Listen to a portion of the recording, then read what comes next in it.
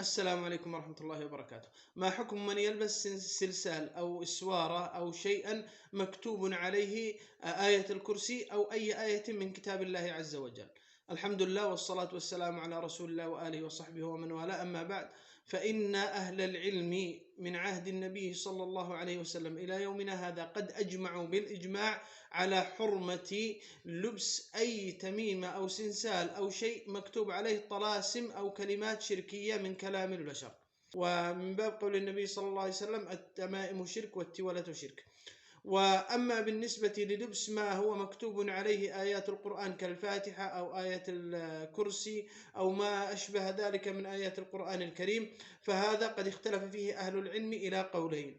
منهم من قال بجواز ذلك وهم الأحناف والشافعية والمالكية وبعض الحنابلة، وهذا ظاهر قول أم المؤمنين عائشة رضي الله عنها وعبد الله بن عمرو بن العاص، أنهم قالوا: إنما النهي عن التمائم والقلائد التي كتب عليها الطلاسم والشرك.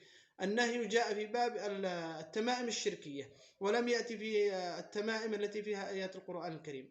وذهب بعض الحنابلة وغيرهم من الصحابة، منهم حذيفة بن اليمان وغيره من الصحابة رضوان الله عليهم، إلى حرمة ذلك وأنه كله من الشرك لعموم النهي النبوي، وأن نهي النبي صلى الله عليه وسلم نهيا عاما لم يرد فيه تخصيص ولم يرد دليل يخصص هذا النهي.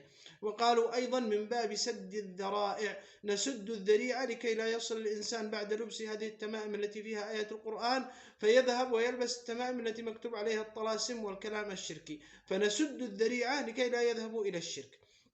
وهذا باب عظيم يا إخوان، وباب جيد، والأفضل والأولى ترك ما فيه الاختلاف والشبهات والذهاب إلى الأمور الصحيحة الصريحة. فيا إخوان، اقرأوا القرآن، ارقي نفسك بالفاتحة، بآية الكرسي، بالمعوذات، بما شئت من القرآن، والله عز وجل هو الشافي. وعلق قلبك بالله عز وجل، فالشفاء منه سبحانه وتعالى. هذا والله أعلم. دمتم بخير، والسلام عليكم ورحمة الله وبركاته.